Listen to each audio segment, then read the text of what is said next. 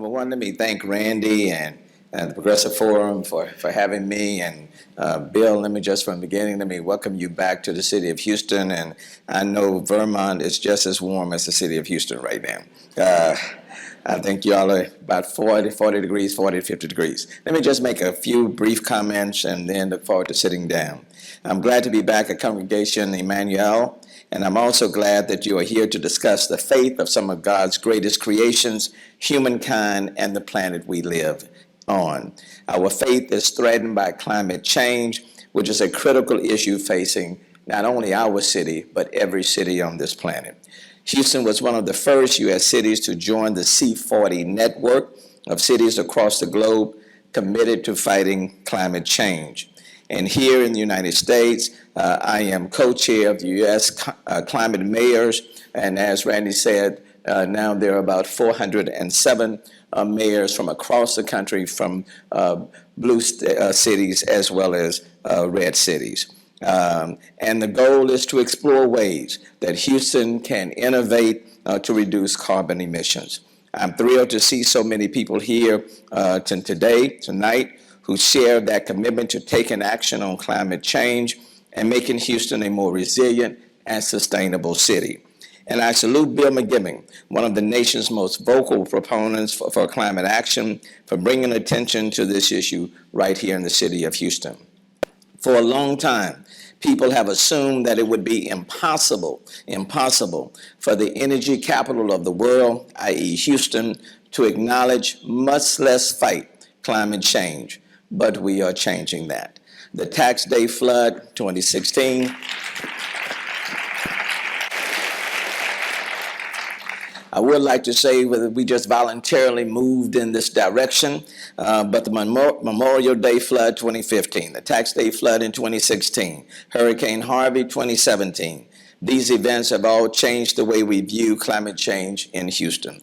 The change can be seen in the energy industry itself, from the $1 billion oil and gas sector's climate initiative, to CenterPoint sponsoring our climate action plan, to Shell sponsoring the city's resiliency plan. Companies in Houston are asking to be a part of the city's climate action plan and actively working to reduce emissions and help be a part of the energy transition. Now, let me quickly say on this journey, there will be a robust discussion of ideas and strategies, but the end goal is clear: carbon neutral by 2050. Floods, extreme heat, and poor air quality are all made worse by climate change, which take a toll on our health and safety, as well as our infrastructure, even as it grows. If we don't take action on climate change, the average number of days in Houston with a heat index above 105 degrees will jump from 10 to 74 by 2065. We also know that climate change is increasing our flood risk with increased frequency and intensity of storms. We can't fix the problems overnight, but if we take bold action to lead our city on a sustainable path, we will leave behind a better Houston for future generations.